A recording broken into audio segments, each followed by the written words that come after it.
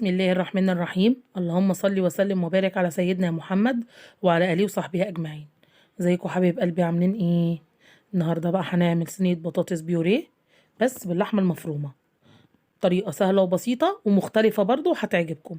يلا بينا على المقادير. ده 1.5 كيلو من البطاطس مغسولة ومتقطعة مكعبات كبيرة كده، نص مفرومة، كيلو لبن، بصلتين كبار مفرومين، ملح، فلفل اسود وزبدة. يلا نسمي الله كده ونحضر للأكلة بتاعتنا. معايا مية مغلية هنزل بيها بالبطاطس بتاعتنا.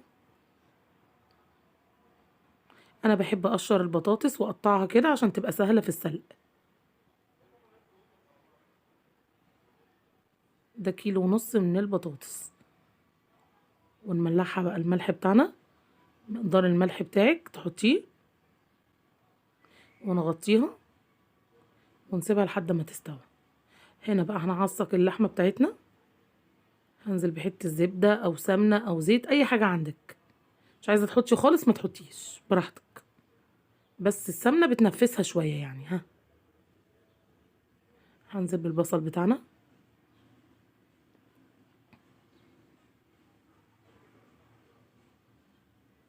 لحد ما تدبل كده معايا، وانزل باللحمة المفرومة.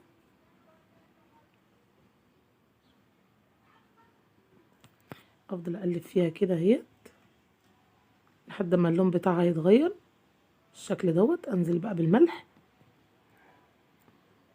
وفلفل اسود، وانا ما بحبش احط للعصاق بتاعي اكتر من كده، ملح وفلفل اسود. بصي ما فيهاش ميه ولا سوائل ولا اي حاجه خالص، اهو مفرفره معاكي. بصي مفلفله معاكي كده. خلصناها نركنها. معلش الشبوره بتاعت النار على الكاميرا. هنا البطاطس استوت، هنشيلها من الميه في طبق غويط كده.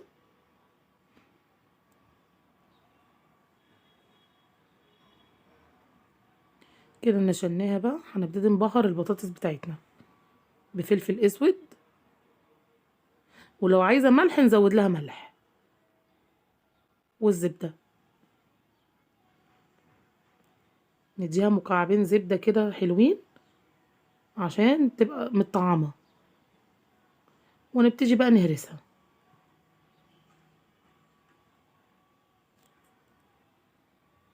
هي كده بتتهرس معايا، وهي سخنه الزبده هتسيح فيها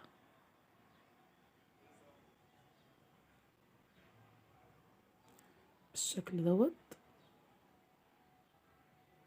هنزل باللبن،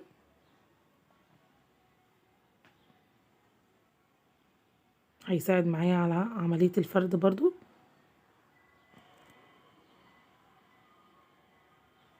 نهرسها كويس.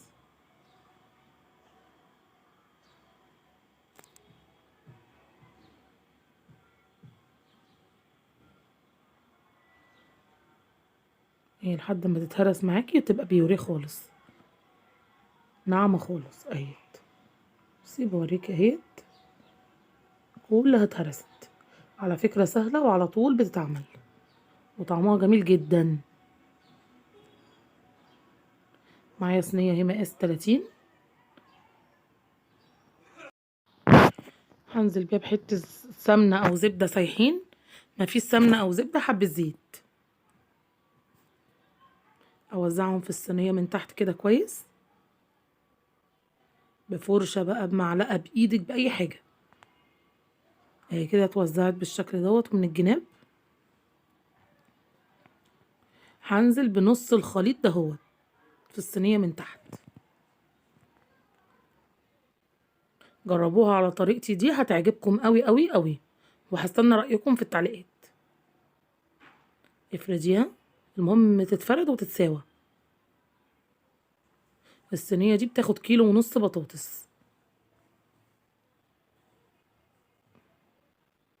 اهي كده سويناها. ننزل بقى باللحمة المفرومة بتاعتنا.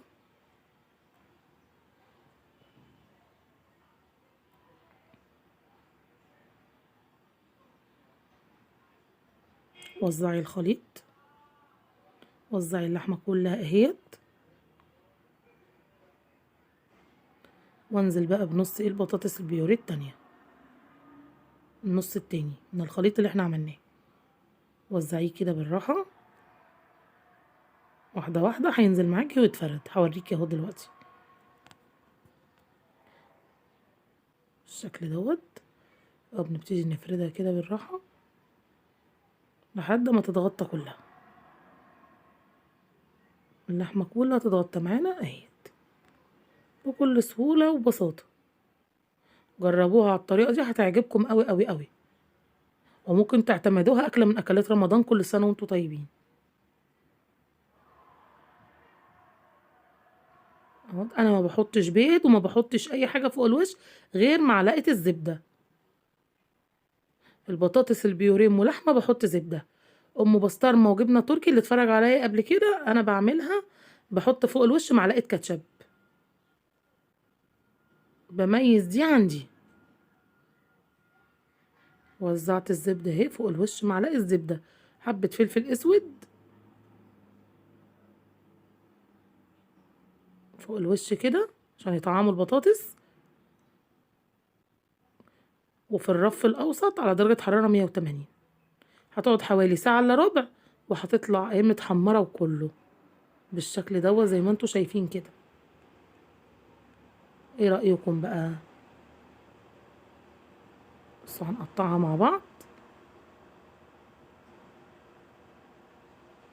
اهي بالشكل دوت كده. تطلع معاكي تحفة وجميلة ومتحمرة. بصوا معلقة الزبدة حمرتها ازاي. هنطلعها اهي الخلطة مليانة لحمة وطعمها تحفة. جربوها على طريقتي والله العظيم هتعتمدوها على طول وهتحبوها قوي. ايه رأيكم بقى؟ مش تحطوا اللايك بقى؟ وده الشكل النهائي بتاع الاكل بتاعنا. يا رب يكون عجبكم. لو عجبتكم الوصفه بتاعتي يا ريت تجربوها. ما تنسوش بقى تشتركوا في القناه وتحطوا اللايك وتفعلوا الجرس عشان يوصل لكم مني كل جديد في اسرار الطبخ مع ام ربيع. والسلام عليكم ورحمه الله وبركاته.